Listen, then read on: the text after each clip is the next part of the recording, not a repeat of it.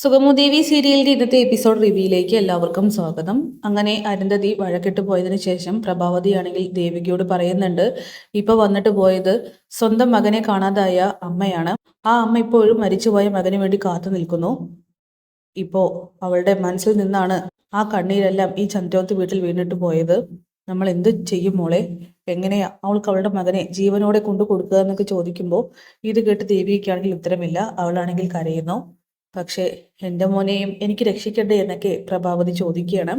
അങ്ങനെ ദേവിക കരഞ്ഞുകൊണ്ട് അവിടെ നിന്നും പോകുന്നുണ്ട്. പിന്നീട് രജനിയാണെങ്കിൽ കാര്യങ്ങളൊക്കെ അറിഞ്ഞ് നമുക്ക് അരുന്ധതിയുടെ വീട്ടിലേക്ക് പോയിട്ട് അവരോട് സത്യങ്ങളെല്ലാം തുറന്നു പറഞ്ഞാലോ ഗിരിയേട്ടാന്ന് ചോദിക്കുമ്പോൾ എങ്കിൽ പിന്നെ നന്ദനെ നേരെ ഒരു പോലീസ് സ്റ്റേഷനിൽ ചെന്ന് ഹാജരാക്കുന്നതല്ലേ നല്ലത്. എന്തായാലും ഇപ്പൊ ഒന്നും ചെയ്യണം, ഇപ്പൊ നമുക്ക് മിണ്ടാതെ ഇരിക്കാം, അതായിരിക്കും നല്ലതെന്ന് പറഞ്ഞുകൊണ്ട് ഗിരി അവിടെ നിന്നും ഒഴിഞ്ഞു മാറുകയാണ്. പിന്നീട് ദേവികയാവട്ടെ ചന്ദ്രമതിയെ കാണാനായിട്ട് പോകുന്നുണ്ട്. എന്നിട്ട് നടന്ന കാര്യങ്ങളൊക്കെ തന്നെ തുറന്നു പറയും. അരുന്ധതി വന്നിട്ടുണ്ടെങ്കിൽ അവരുറപ്പായും സത്യങ്ങളുടെ അടുത്തെത്തിയെന്ന് തന്നെയാണ് നമുക്ക് ഊഹിക്കാവുന്നത്. പിന്നെ മോൾ എന്തായാലും ഇങ്ങനെ അലഞ്ഞു തിരിഞ്ഞ് നടക്കാതെ ഒറ്റ സ്റ്റാൻഡിൽ നിൽക്കണം, മോളുടെ വീട്ടിൽ തന്നെ നിൽക്കണം എന്ന് പറയുമ്പോൾ ശാരികയും എന്നോട് അത് തന്നെ ആൻറ്റി പറയുന്നത്. പക്ഷെ എന്തൊക്കെ പറഞ്ഞാലും നന്ദു രക്ഷപ്പെടണമെന്ന് ഞാൻ എവിടേക്കോ ആഗ്രഹിക്കുന്നു. അതെന്നെ എൻ്റെ ഈ കഴുത്തിൽ കിടക്കുന്ന താലി ഓർമ്മിപ്പിക്കുന്നതായിരിക്കാം. അല്ലെങ്കിൽ ഞാൻ ഇങ്ങനെ ചിന്തിക്കുമോ, മോൾക്കിപ്പോഴും നന്ദനോടൊപ്പം ജീവിക്കണമെന്നുണ്ടല്ലേ? അത് പിന്നെ ആൻറ്റി എങ്ങനെയാ ഇല്ലാതിരിക്കുക? എന്നെ സ്വപ്നം കാണാൻ പഠിപ്പിച്ചാൽ, എന്നെ ആദ്യമായിട്ട് സ്നേഹിച്ചയാൾ, എൻ്റെ സന്തോഷവും സങ്കടവും ഒരുപോലെ തിരിച്ചറിഞ്ഞാൽ, ഞാൻ കരയുമ്പോൾ ചേർത്ത് പിടിച്ചയാൾ, അയാളെ ഞാൻ എങ്ങനെ വിട്ടുകളയും? ഇപ്പോഴും നന്ദുമൊത്തുള്ള ജീവിതത്തിന് വേണ്ടിയിട്ടല്ല ഞാൻ ചന്ദ്രോത്തിലേക്ക് പോകുന്നത്. ആ വീടുമായിട്ട് എനിക്ക് കടപ്പാടുണ്ട്. അതുകൊണ്ട് തന്നെ ഇങ്ങനെ ഒരു സിറ്റുവേഷനിൽ എനിക്ക് ഒരിക്കലും വിട്ടു നിൽക്കാനായിട്ട് കഴിയില്ല. പക്ഷേ നന്ദുവിന് നിയമം അനുകൂലിക്കുന്ന അതേ ശിക്ഷ തന്നെ വാങ്ങിക്കൊടുക്കും. കാരണം ഞാനൊരു ജനപ്രതിനിധി കൂടിയാണ് എന്ന് പറഞ്ഞുകൊണ്ട് ദേവികയാണെങ്കിൽ സങ്കടപ്പെടുന്നു. ഹരിതയ്ക്കാണെങ്കിൽ അത് കണ്ടുകൊണ്ട് നിൽക്കാനായിട്ട് കഴിയുന്നില്ല. പിന്നീട് കെവിനെ കാണാനായിട്ട് ശാരിക എത്തുന്നുണ്ട്. അങ്ങനെ കെവിനോട് പറയുകയാണ്, കെവിനേട്ടൻ അറിയുമോ നന്ദേട്ടൻ ഋഷിയെ കൊന്ന കാര്യം? അങ്ങനെ കെവിൻ മനസ്സിൽ ചിന്തിക്കുന്നുണ്ട്, ഒരുപക്ഷെ ഇവളിതെല്ലാം അറിഞ്ഞിട്ടായിരിക്കാം ചോദിക്കുന്നുണ്ടാവുക. ആ, ഒരു ദിവസം തമാശയ്ക്ക് ഋഷിയെ കൊന്നു എന്ന് പറഞ്ഞിരുന്നു.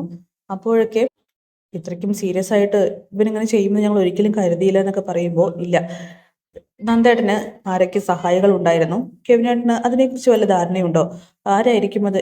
എനിക്കൊന്നും അറിയില്ല എന്നിങ്ങനെ കെവിൻ പറയുമ്പോൾ കെവിനേട്ടൻ എന്നോട് എന്തൊക്കെയോ മറയ്ക്കാൻ ശ്രമിക്കുന്നുണ്ട്. സാരല്ല, ഞാൻ കണ്ടുപിടിക്കും. ഞാനൊരു CID ആണെന്ന് കെവിനേട്ടൻ മറക്കണ്ട എന്ന് പറഞ്ഞുകൊണ്ട് ശാരിക അവിടെ നിന്നും പോകുമ്പോൾ CID ശാരിക ഒന്ന് നിൽക്കെന്ന് പറഞ്ഞുകൊണ്ട് കെവിൻ പുറകെ പോകുന്നു. പിന്നീട് ഇസബല്ലയാണെങ്കിൽ ഋഷിയെ വിളിക്കുന്നുണ്ട്. എന്നിട്ട് അരുന്ധതി ചന്ദ്രോത്ത് വീട്ടിൽ പോയി നടത്തിയ നാടകത്തിനെ കുറിച്ച് പറഞ്ഞ് കൺഗ്രാജുലേഷനൊക്കെ പറഞ്ഞ് ഋഷിയെ ഒരിക്കലും ഇതിൽ നിന്നും പിന്തിരിയരുതെന്നും, അതുപോലെ നിന്റെ ലോവറെ കൊന്നതും നിന്റെ കൊലപാതകം വരെ എത്തിച്ച ആൾക്കാരാണ് ചന്ദ്രോത്ത് വീട്ടുകാർ, അവരോട് ഒരിക്കലും ക്ഷമിക്കരുത്. അരുന്ധതി മാഡം ഇപ്പൊ ഈ സ്റ്റാൻഡിൽ തന്നെ നിൽക്കണം എന്നൊക്കെ പറയുമ്പോൾ ഇല്ല, ഞാൻ എന്തായാലും അവരോട് ക്ഷമിച്ചു കൊടുക്കാൻ പോകുന്നില്ല. പിന്നെ അമ്മയും ഒരിക്കലും സത്യങ്ങൾ തുറന്നു പറയില്ല എന്ന് പറയുമ്പോഴേക്കും അവിടേക്ക് ഹരി കാറുമായിട്ട് വരികയാണ്. ഋഷി അത് കാണുന്നുണ്ട്. ബെല്ല, ഞാൻ പിന്നെ വിളിക്കാമെന്ന് പറഞ്ഞുകൊണ്ട് ഋഷി ഫോൺ കട്ട് ചെയ്യുകയാണ്. എന്നിട്ട് അവൻ മറിഞ്ഞു നിൽക്കുന്നുണ്ട്. പിന്നീട് അരുന്ധതിയെ കാണാനായിട്ട് വക്കീൽ അകത്തേക്ക് പോവുകയാണ്. സാറ് ഇരിക്കും. ഇരിക്കുന്നില്ല. സാറിന് കുടിക്കാൻ ചായ എന്തെങ്കിലും? ഒന്നും വേണ്ട. എനിക്ക് അരുന്ധതിയോട് കുറച്ച് കാര്യങ്ങൾ സംസാരിക്കാനുണ്ട്. അരുന്ധതി ചന്ദ്രവതി വീട്ടിലേക്ക് പോയിരുന്നു അല്ലേ? ആ, പോയിരുന്നു സാർ. അരുന്ധതി ചെയ്തതെല്ലാം ഞാൻ അറിഞ്ഞിരുന്നു. അരുന്ധതി ഞാൻ സഹായിക്കാമെന്ന് പറഞ്ഞിട്ടും അത് നിരസിച്ചത് എന്തിനാണെന്ന് ചോദിക്കുമ്പോൾ ആരും സഹായിക്കാൻ വേണ്ട സാർ, ഞാൻ എൻ്റെ മോൻ്റെ കാര്യം നോക്കിക്കോളാം എന്നൊക്കെ പറയുമ്പോൾ അരുന്ധതിയുടെ മനസ്സ് ഒരുപാട് വെറുത്തു എന്ന് എനിക്ക് മനസ്സിലായി. പക്ഷേ അത് സത്യം മനസ്സിലാക്കണം.